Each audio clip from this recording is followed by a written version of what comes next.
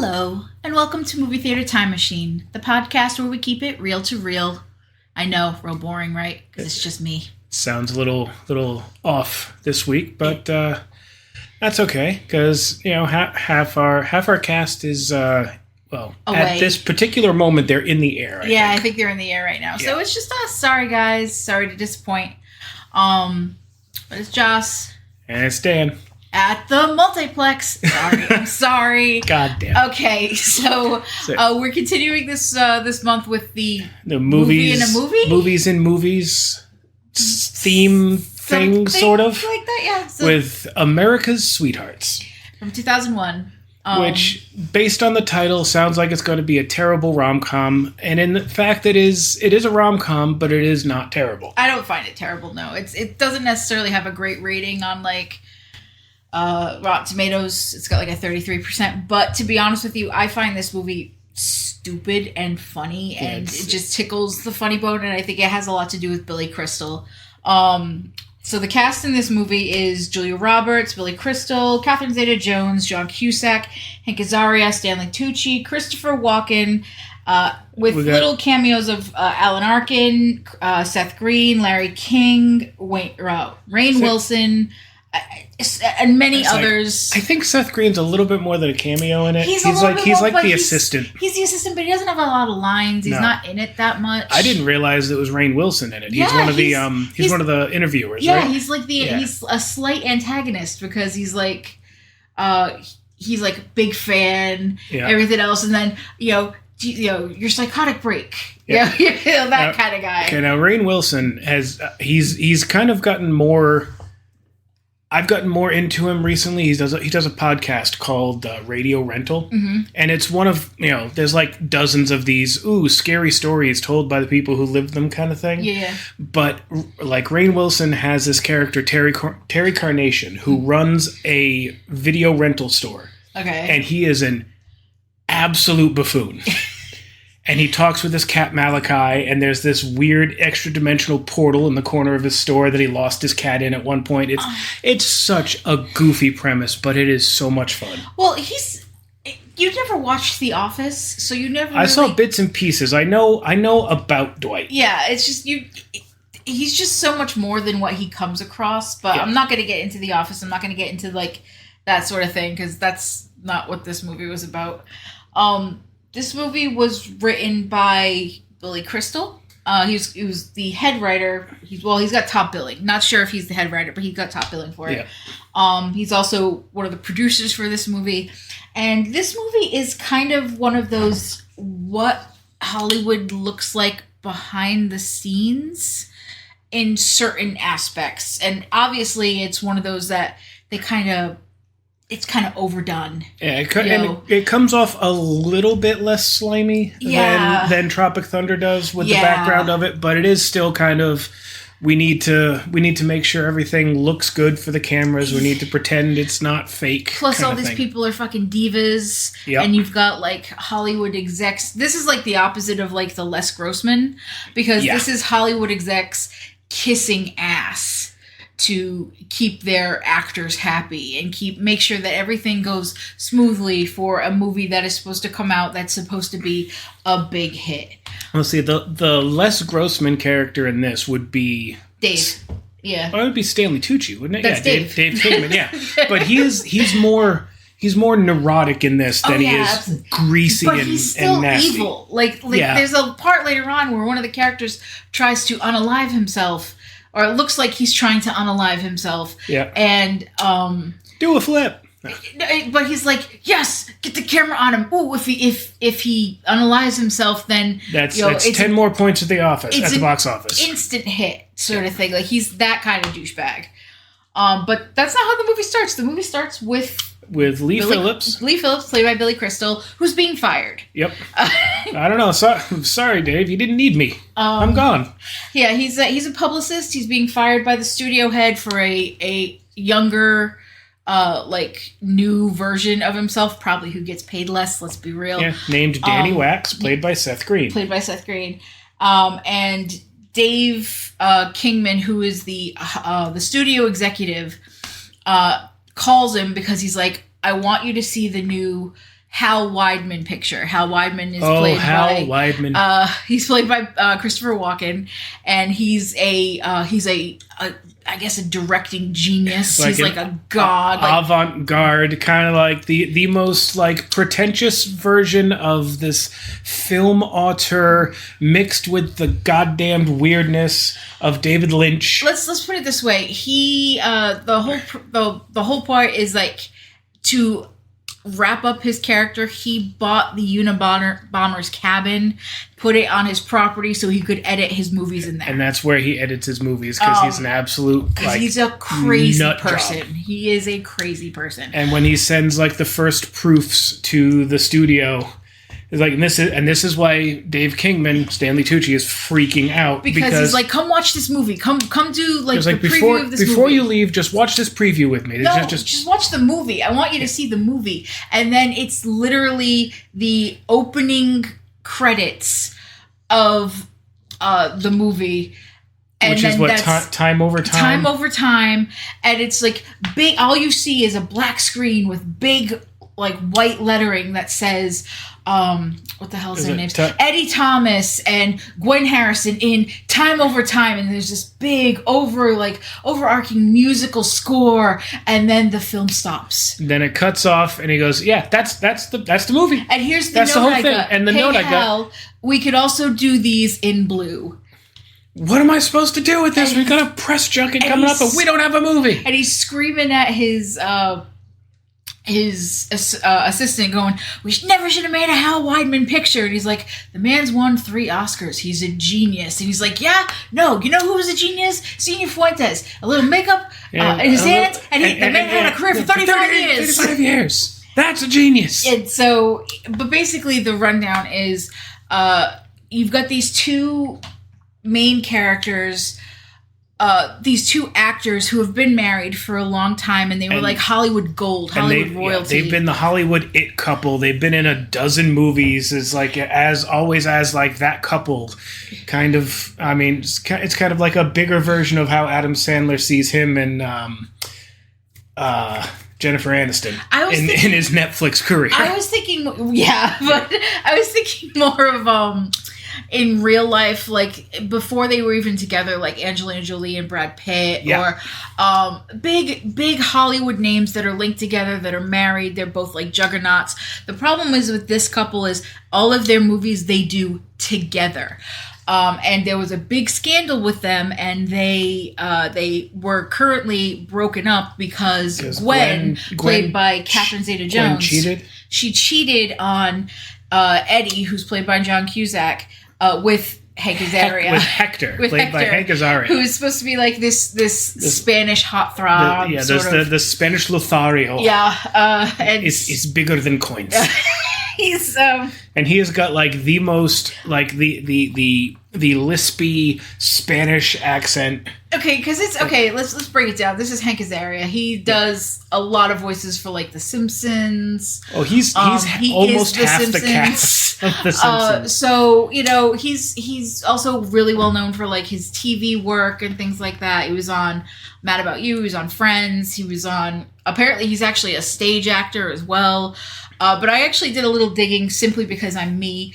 And he does come from a like Spanish background. Mm-hmm. So I wanted to make sure that this caricature wasn't overtly racist. Well, he's probably just impersonating his family. It looks like he's probably impersonating his dad.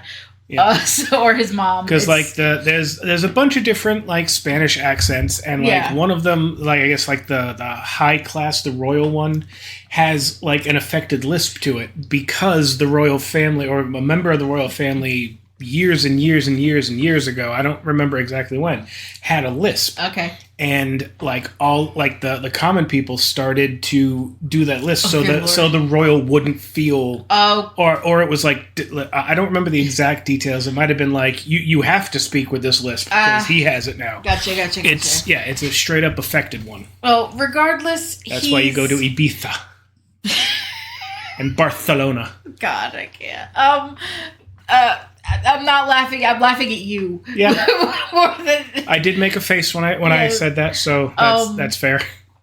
Yeah, I mean, these people are all crazy, because the next thing you see is like you have this head of the executive, the head executive of the company going, we need to get these two together because we need this movie to be a hit, because without the two of them together, apparently Gwen's been doing movies on her own and they're all flopping. And they're tanking. And Eddie's become like Eddie's a recluse. He just the breakup broke him. It broke him mentally. So like this movie is supposed to like save the company.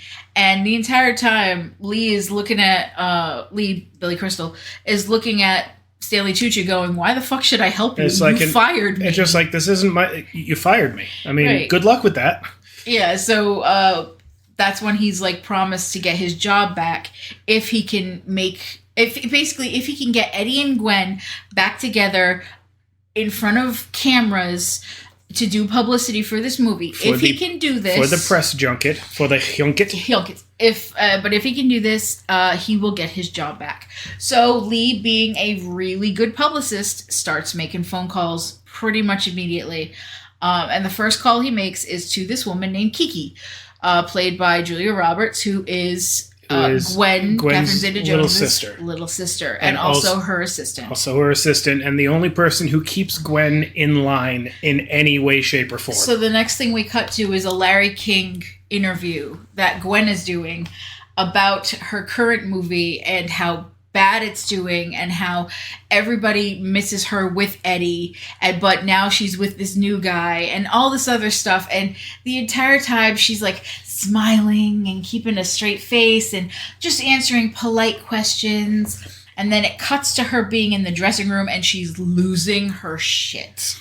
So I think our intro to Kiki is her just like doing the storming through the backstage, making sure every little nitpick that Gwen has is like, you can't smoke back here. Put that away. Yeah, no smoking. She likes these type of flowers. Yeah. Make sure that this looks like that. Nope, sorry, you can't talk to her right now. Like she's being a full assistant.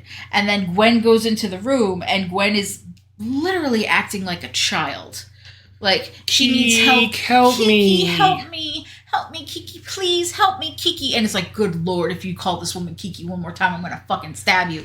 Okay. I like Catherine Zeta-Jones as an actor, but she is insufferable in this movie. And that's the character. That's the point. But the thing is, she does such a good job at it. But Lee calls Kiki and basically says, we need to get Gwen and Eddie together in the same place. And Kiki's like, impossible. Excuse me? It's not going to happen. And Lee's like, please, Kiki, you're the only person who can handle her. Please, and she's like, I'll do what I can. So she sets up a meeting between Billy Crystal and Catherine Zeta-Jones to be like, hey, you have to do this press junket. They placed it in a new resort that just opened in Nevada. Yep. So it's away from Hollywood. Get everybody together, secluded. Because first off, they're trying to get these two people together who haven't seen each other in a year and a half and despise each other. Yeah, and are in a very public sort of breakup. And then you have a movie that they don't even have yet because Hal hasn't released it. It's been filmed, and all they've seen, as we said, is the title card. And even usually what happens, I guess, during these things, I'm not that privy into how this works, but I guess what ends up happening is you get the sneak preview for the press so that, people like Roger Ebert and things like that used to be able to do their reviews before the movie came out, and that sort of swayed public opinion a little bit, but it's still one of those things that you give a courtesy to the press so they can review the movie, and if they like the movie, that's definitely going to help you, which is why they run these junkets. Mm-hmm. The junket is to talk to the actors and kind of, all those little videos, or if you ever watch Entertainment Tonight, for example, you see the person sitting down with the two actors and they're talking about the film. Yeah, they do this in during the junket time where you have all of these studios, and I mean news studios, entertainment studios, who do all these at the same time, which is why you see the actors wearing the same clothes during them. It's because they're on a press tour. So this is part of it. The press junket is the time when they realize Tom Holland can't keep a secret to save his life. Absolutely, which is why Benedict Cumberbatch kept covering his mouth every time he started talking. Oh, and then they heard...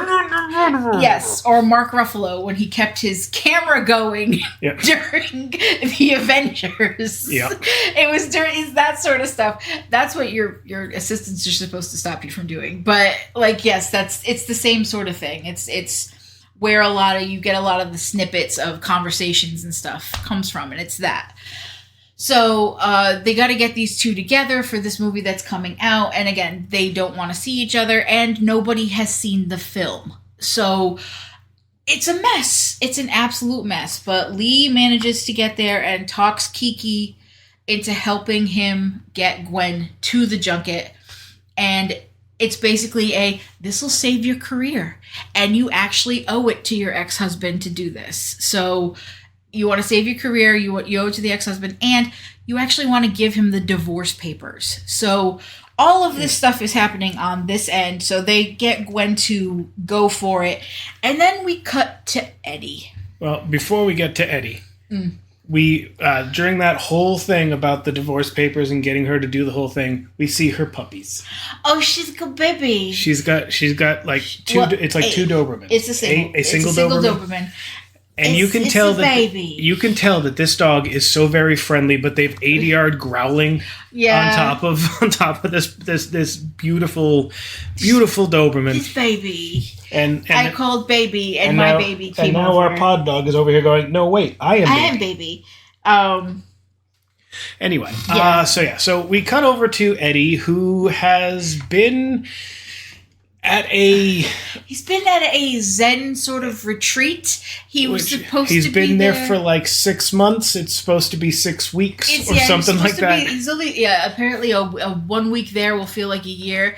And how long has he been there? Something like 18 months. I think he's been there a long time. And you have Alan Arkin, who's wearing he's the guru. He's wearing like extension in his hair. Yep. He's smelling flowers. His words are, life is a cookie. Yep. Life is a cookie. Life is a cookie. And he tells him to do this chant that's I don't know what it means, and I apologize if I'm saying something wrong. If it happens to be a slur, don't blame us. It's Mekaleka Halabab Beam Salabim is what he says. I do not know what it means. Mekaleka Hi, Meka Heiny Ho. That's Jambi.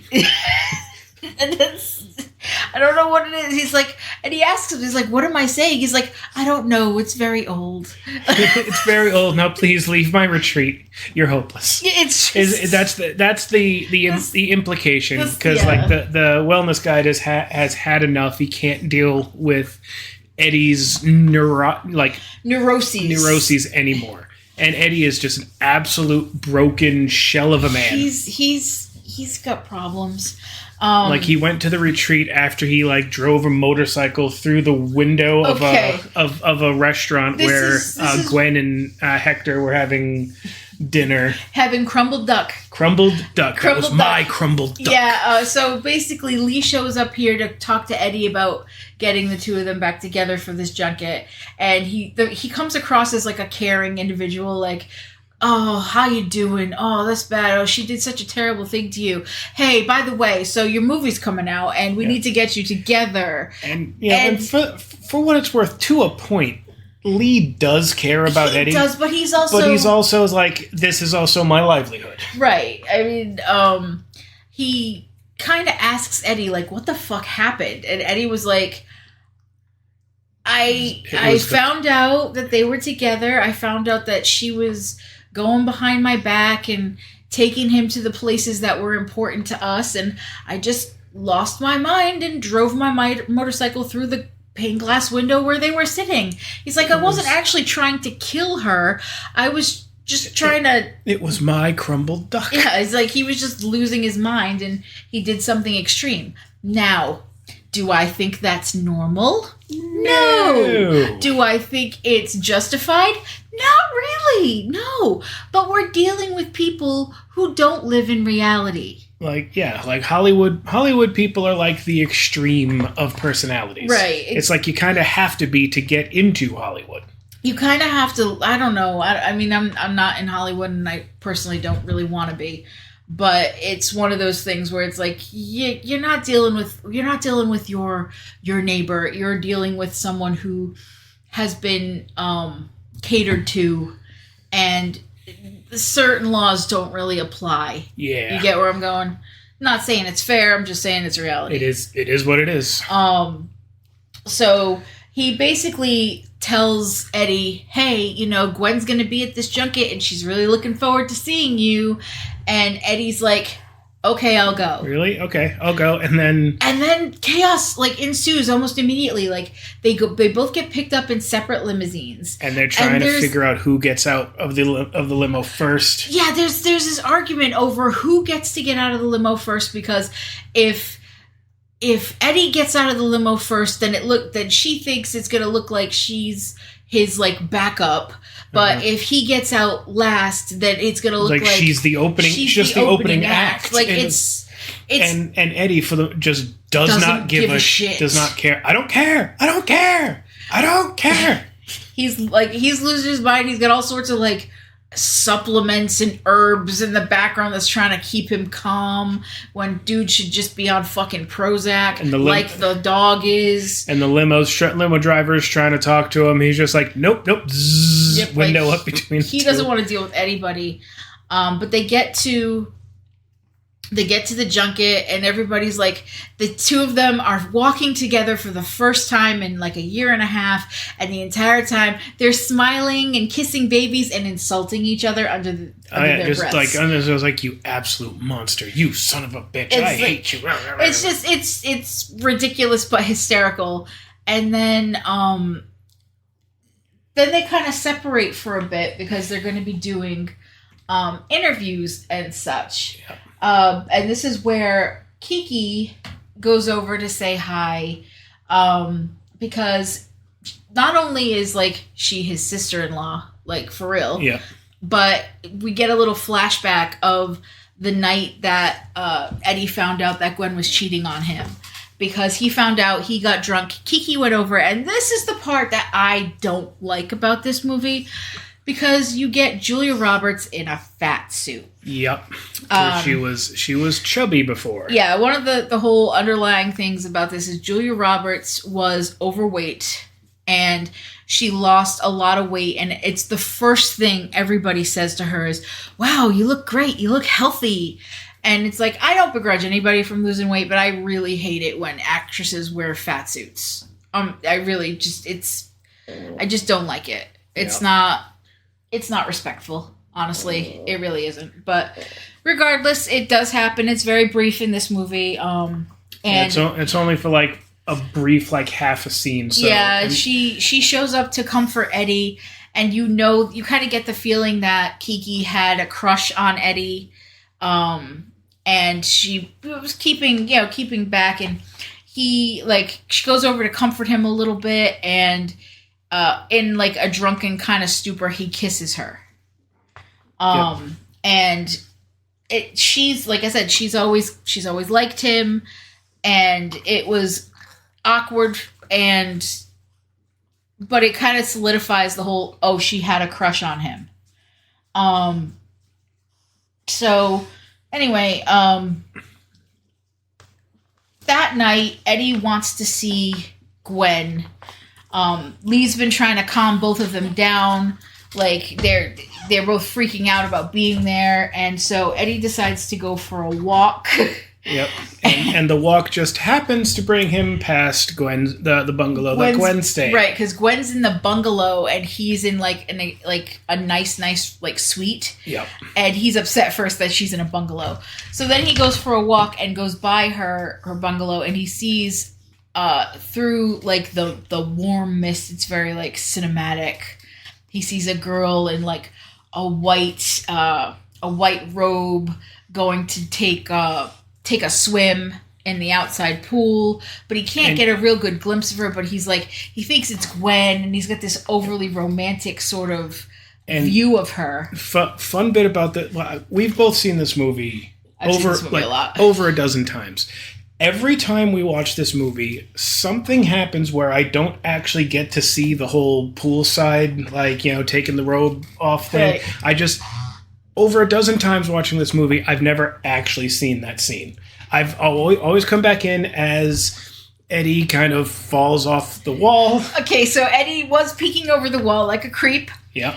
And he fell off the wall and fell directly into a pricker bush. And so he gets it all over the front of him, all over like his crotch area and everything else. And so he spends a few minutes literally pulling the prickers out of his pants. But while this is happening, Kiki, who was the one that was going in the pool, hears noises, calls security. Security comes and they see what looks like him jerking off outside of Gwen's room. And he's just trying to get the prickers out of his pants. Yeah. Yeah.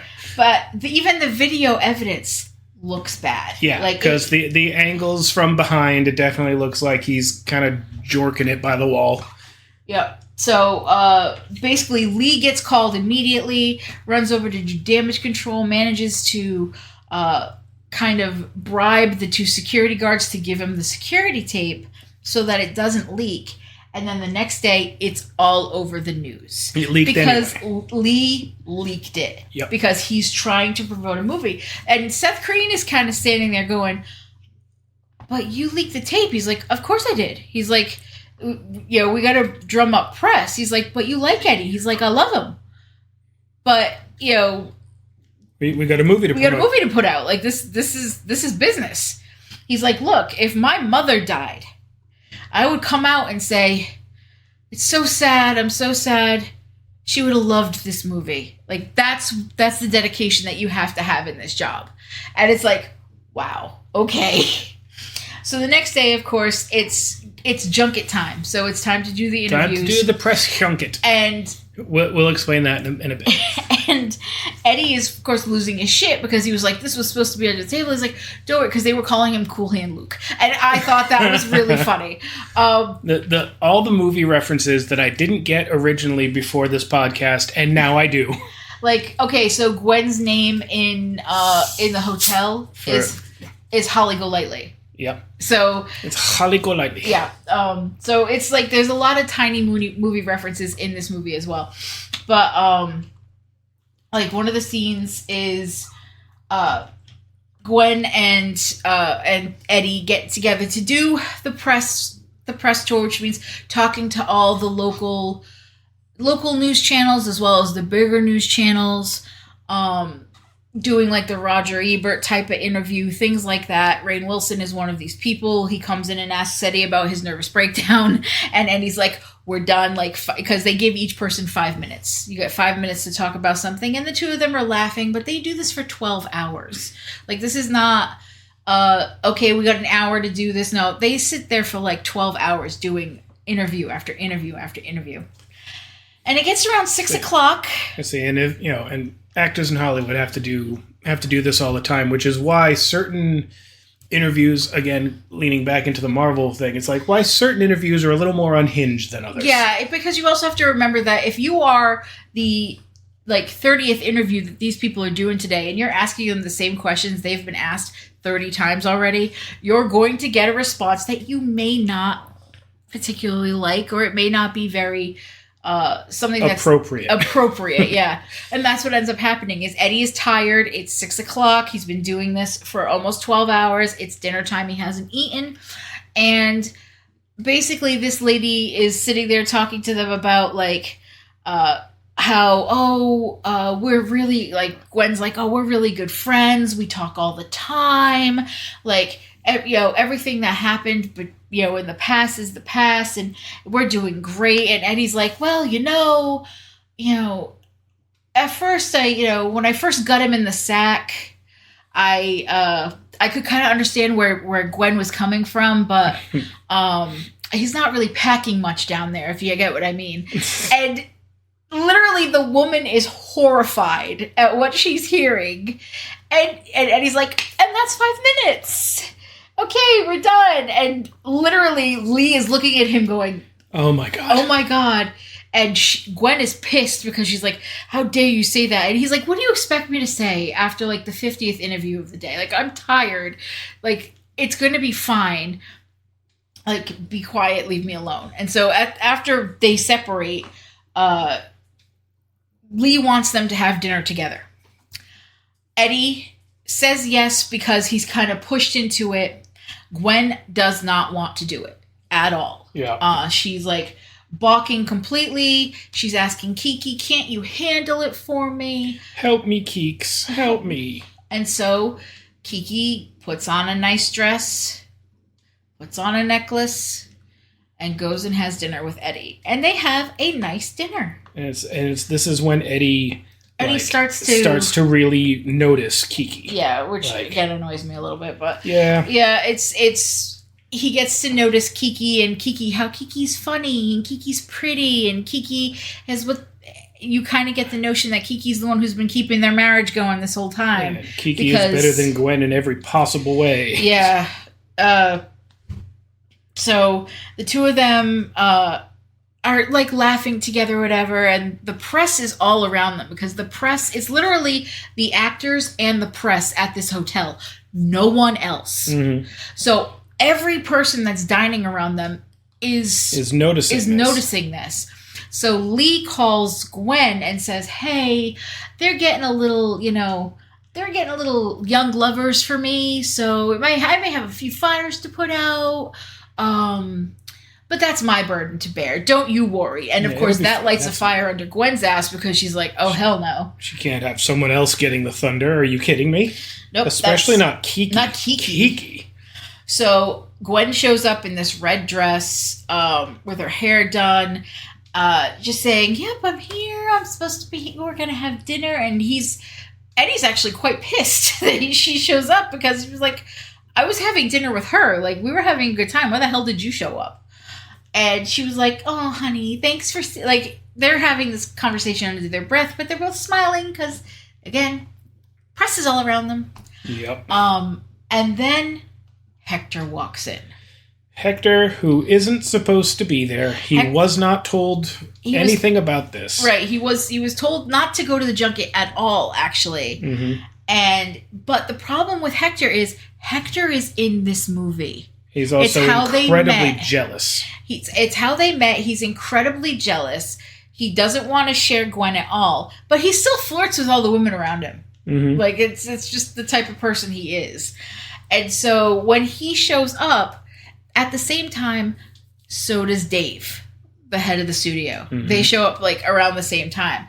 And the minute that he sees Hector, he's like, oh yeah, this is going to be great because there's going to be confrontation and this is going to drum up people. And he's like, come on, hit him. And Lee's like, who? He's like, I don't care. Somebody hit somebody. Somebody hit somebody. It doesn't matter. So Hector walks in, sees Gwen and Eddie sitting together, gets real upset, starts insulting Eddie. And causes a scene. And Eddie, for the most part, is trying to keep his cool. And he's actually using some of the techniques he learned at, the Zen retreat. Except, of course, all that is bullshit. Mm. So he's not really calming down at all. And eventually, Hector, he throws a glass of water in Hector's face. Like, Hector won't shut up, won't stop prodding him, so he turns around, he throws a glass of water in Hector's face. Hector turns around and hits him in the head with what looks like a silver platter.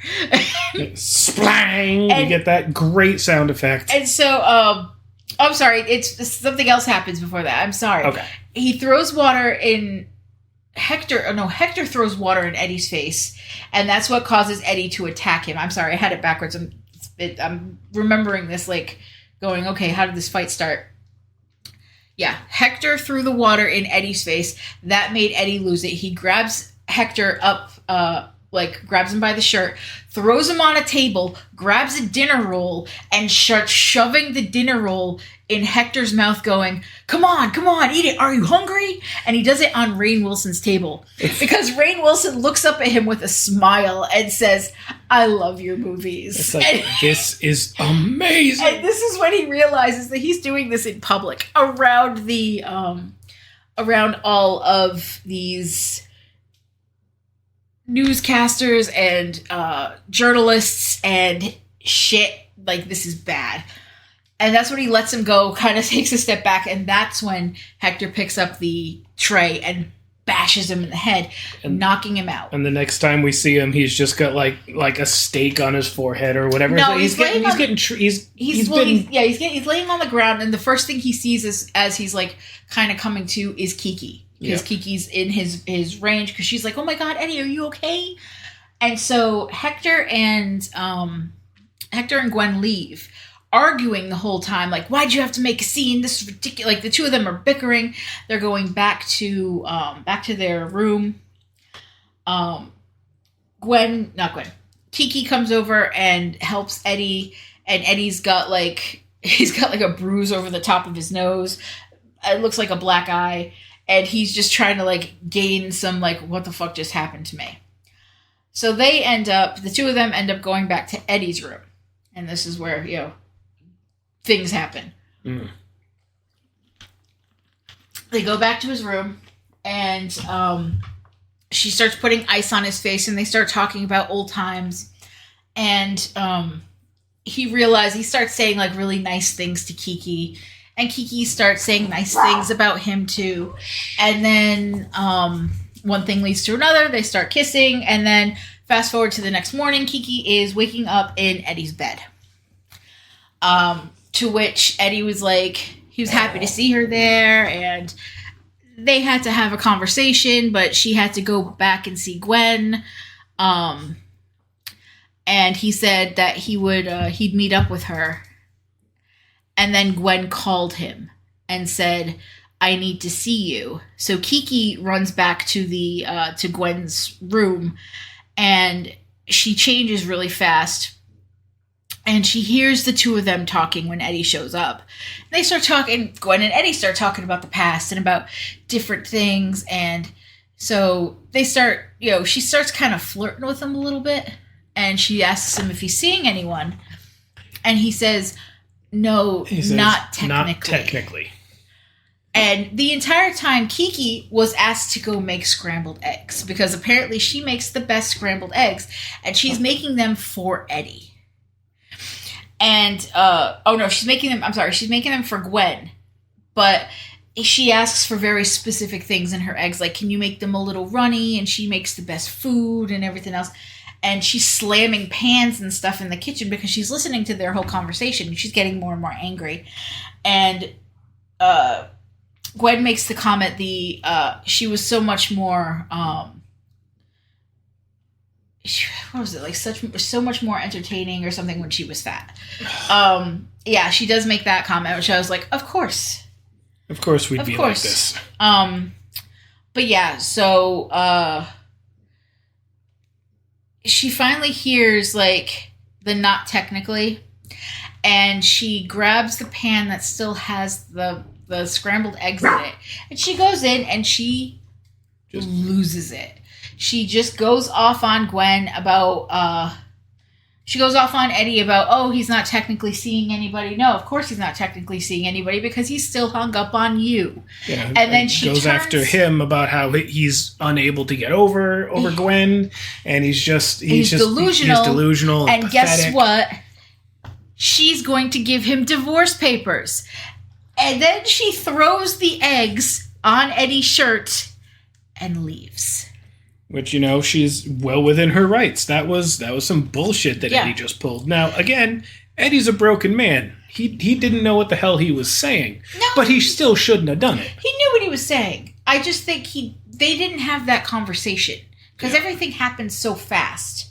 So they didn't have a conversation as to who or what they are to each other. Plus, he's still technically married to her sister.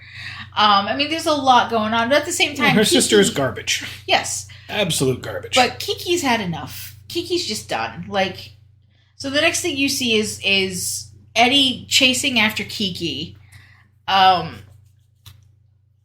Gwen saying that she's not sure if she wants to give Eddie the divorce papers, and simply just a lot of craziness. So then the next thing we see is Kiki eating breakfast, because that stress eating is a thing.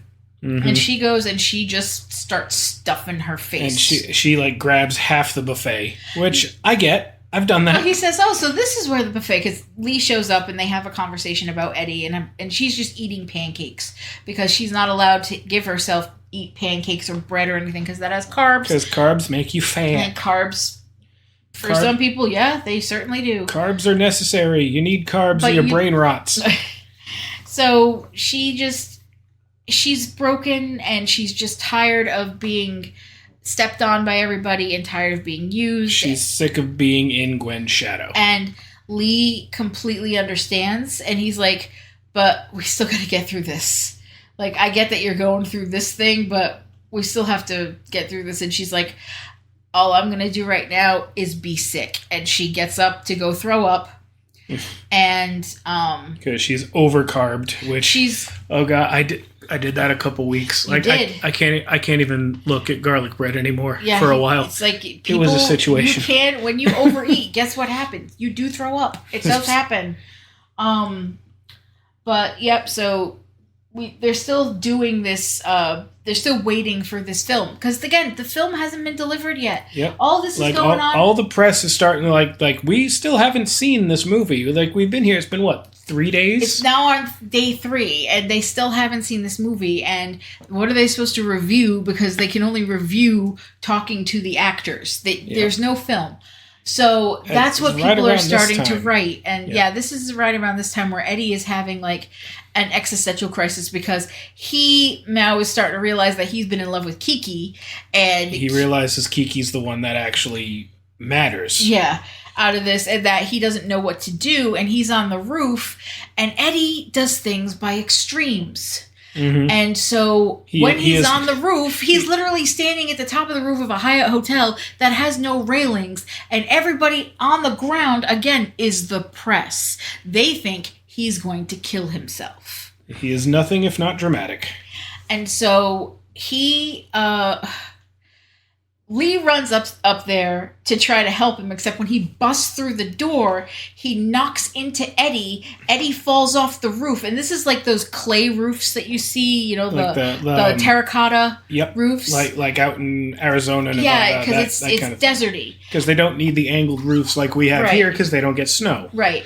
So it's one of those, and of course these tiles break as he's trying to climb up them because and they make such a satisfying sound too. I love that of the ceramic on ceramic. And the entire time Gwen is like schmoozing down there, and she's like, "Oh my!" Like, oh no! And then she sees Eddie, and she's like, "Eddie," and she's like, "Is he doing this? He's doing this on purpose. He's doing this to get back at me. He's doing this to hurt me." And and everybody at the bottom, like Dave, the CEO. Is like, yeah, like get the cameras. If he kills himself, like this will bring like so much press and everything else to this film. Like he's going, just like let go. And Lee is just like running, trying to get him up. Throws down like the hose of one of those like emergency fire things. And this is showing the whole like. Yeah, Lee is slimy as well, but he does actually... He does care about Eddie. He does actually care about Eddie. He does care about Eddie. He does like Eddie. So he helps Eddie up, and he's like, okay, now they're up here. Fucking bow! Bow! like pretend it was like all for naught. And so Eddie does bow, like everybody starts cheering, and then off in the distance, you see a helicopter. And a helicopter comes down. And Hal fucking Weidman has arrived. Has arrived, and we haven't really seen him yet. So I just want to say, you have not seen what Hal looks like. So yeah, we don't know who Hal Weidman is yet. No. If we're just watching this for the first time. Oh. And so you our patron saint. You see Christopher Walken come out of this helicopter, and he's got like shoulder length hair, and he's wearing like jeans and Birkenstocks. Like doesn't he have like the big like serial killer aviator glasses? No. I thought he did. Okay, it's been a few days. Maybe when he gets off, but he doesn't know. He looks like himself, just like a hippie version of himself. And he gets off, and he's got the film canisters in his hands, and he's like, I want to watch. Oh no, you do see Hal. You do see Hal before this. It's in a a talk where he's like, I wanna watch this movie with the press. I want to show it with the press. Its debut is going to be like something that's never been done before. The press is going to see it before even the producers. That's what this is going to be. It's going to be like this epic thing. And this movie that we've seen little tiny previews of them like filming it originally. We haven't seen that yet. But we know that this movie is supposed to be about time cops. Yeah, it's that little tiny bit. We know it's supposed to be about time travel and like time cops. Yeah, it's supposed to. Yeah, there's he's from the future, and so then they decide, all right, let's play this film. So they put the film on. Everybody's sitting. Gwen and everything. The movie starts and it's like you get the big score and you see like 1940s, I think it's 1940s Germany, because it's supposed to kind of be like cabaret-esque. And you see Catherine Zeta-Jones with like this short bob, and she's walking with a trench coat, and this guy runs up to her and he's like, "Come over here, please. I must speak with you. I'm from the future. And he opens his coat, and he's got like the 50s style, like sparkly lame bodysuit. Yeah, and he's holding like a laser gun, and he's like, Sarah, I need to speak with you. Please, Sarah, please. And then you hear a voiceover from Hal Weidman going, like... This is what this movie was supposed to be. Like, this is what this movie was supposed to be, but my name is Hal Weidman. The movie that you were going to watch is Time Over Time, or is it? And he's like, no. He's like, what I ended up doing is... terrible. I ended up putting... I filmed my actors when they weren't realizing it. I put hidden cameras in their dressing rooms. And it's like... And he's turned this whole thing into a reality movie. He turned it into a documentary / reality, sort of The Office in a movie set while an actual movie is being filmed. And you get conversations between the actors off set and like cuts and stuff. So like there's a scene where Catherine Zeta-Jones is doing this cabaret number with Hank Azaria, because like I said, Hank Azaria is in this film. It's like a German, and they keep kind of messing up the choreography. Yeah, it's like a behind the scenes. Everyone's kind of yelling at everybody. Yeah, and you also got to remember, I think she had just come from doing the movie Chicago. Yeah. So this is not something out of the realm for Catherine Zeta-Jones. Yeah, I don't think we mentioned earlier. The movie's 2001. Yeah, this came out in 2001. So like, there's one scene where you have again, Kiki doing her runaround stuff in the background for Gwen, and Gwen starts talking about how she slept with Hector. It's like, well, she's doing her makeup, she's putting like lipstick a lipstick on. And stuff. Like she slept with Hector, and she's like, well, what about Eddie? And she's like, well, what about Eddie? Like, Eddie had nothing to do with it. Hector's hot, he can go for hours. I just wish he had a bigger thing. And then she takes the lipstick and like kind of like lowers it, and then like, lowers it a little bit more. Well, it's actually more like this.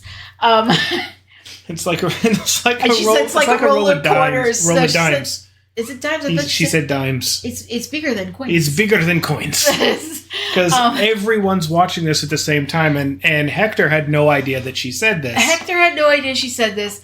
Gwen is like mortified as to what's going on. Eddie is losing his shit. He's sitting next to Lee, and he's laughing. He thinks it is the greatest thing he has ever seen. But then the next, like, one of the scenes you see is Eddie coming in yelling at Gwen because he didn't know where she was the night before. And she was like, nothing's happening, cut it out. And he literally, like, punches a wall next to her, and it's like, Eddie, bro, okay. Calm down, buddy. Calm down. But, like... that's when she admits that she slept with Hector. And again, this is all happening before you find out that before Eddie tried to kill her and with the motorcycle and things like that. Like, This is all before that. And so Gwen starts to freak out. She's like, I'm going to sue the company. I'm going to sue him. I'm going to sue everybody. And Eddie turns around to Hal, and he's like, "This is the most honest work I've ever done. Like, let's do it. I have another movie script we can throw out. Like, I love it, Hal. This is the most honest work I've ever done in my life. This is the best." And Dave, the entire time, is like, "That's it. This is done. Like, cut the movie off. Like, no." And Gwen gets up, and she's like, hey everybody, it's like starting to do some damage control. Hey guys, look, I just wanted to announce that Eddie and I decided we're getting back together. And Eddie's sitting there like, I decided what? Since when? And so Eddie gets up and she's like, we're so grateful for all you to be here. And he's like, yep, I'm so grateful. I'm grateful to the press and everything else, but I also have to admit that I'm in love with your sister. And the press is like, what? And then everybody looks at Kiki, who's been standing in the back this whole time. And she's like, excuse me? He's like, I'm in love with her. Sorry. Like, I want to be with your sister. And your sister wants to be with me. And that's what's gonna happen. And she's like, you're gonna be kidding me. She's like, really? She's like, Kiki, you're fired. And Kiki's like, okay. All right. And she's like, but honey, you know I love you, right? Like, Gwen's still like, don't worry about me. I'll be fine.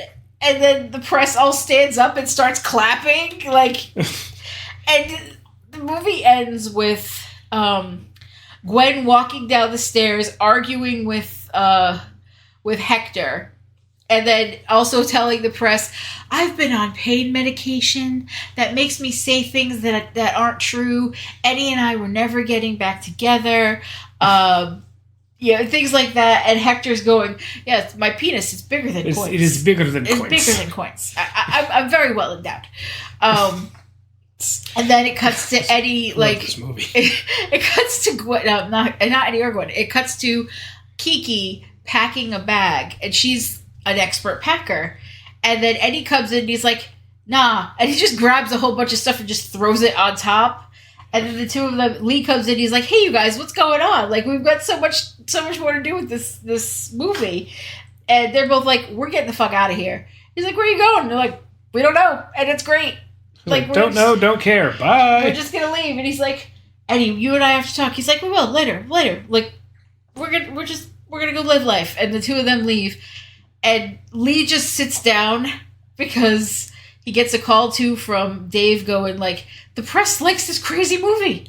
They're calling it the Blair Bitch Project. Yes. And I love Stanley Tucci. Even when he's playing an absolute slimeball, I love Stanley Tucci. He's like, so the press loves this movie. We're getting good press over it. Like, good things are happening. So, take a breather. I need your help on this, man, because this is going to be big. And then Lee sits down finally, and he's like, takes a breather, like, oh god, this is finally over. And then the dog shows up, and he's like, there was a scene earlier that. The dog was like growling. The Doberman was growling at him, and then started going after his crotch. And so he looks at the dog, and he's like, "Is this because I didn't call?" And fucking love this movie. And then the movie ends. Like, that's literally, I've told you the entire movie. I love this movie. To me, it's really, really funny. Oh, Chino, it's just a car alarm. Calm down. It's got a huge cast. The budget was $46 million. It ended up making $138 million. It was actually a box office success. And I think it's because it came out during the Jurassic Park 3, which if you haven't seen Jurassic Park 3, don't. It's terrible. Don't. I mean, I love William H. Macy, man, but I literally wanted to walk out of that. I should have actually gone to see this movie instead. Because it came out on the same day. Yeah. But so that's it. To be quite honest with you, there is no fantasy casting because our patron saint is already in it. The only thing I would like in this movie to change, if I was to change any of it, maybe I should say after we take a quick break. Do we need to take a break? I don't think we need to take a break. I don't think we need to take a break because it's just the two of us. We don't have 4 people because everybody else is gone. I see, and if we take a break, that's more editing.